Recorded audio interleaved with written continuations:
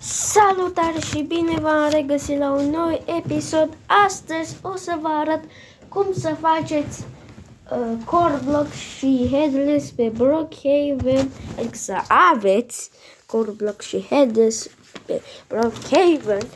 Și pentru că voi ziceți, bă, David, nu e adevărat, nu există core blocks și headless în Brookhaven. Nu, este adevărat, eu zic adevărat. Fiți atenți. Până acum, eu m-am jucat cu un prieten de-al meu și am un skin de gardian. Și o să vă arăt ceva. Stai, nu prea arată. Stai. Vedeți? Am headless și core blocks. Stai că am... Bă, ce se întâmplă? Vedeți? Deci, pentru codul de headless trebuie să puneți așa.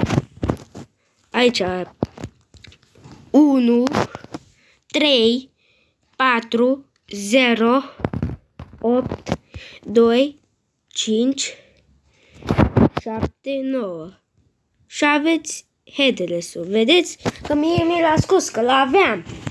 Și dacă îl pun din nou, ia fiți atenți.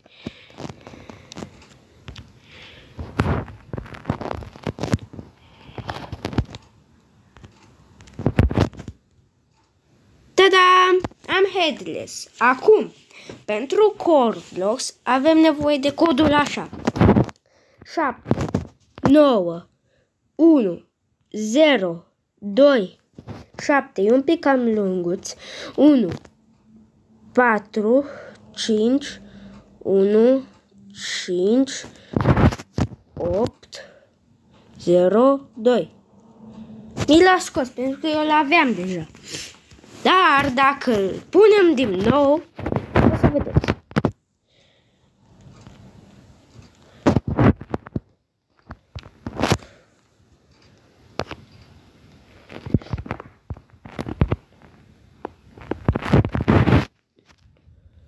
Uitați, mi-a dat core blocks.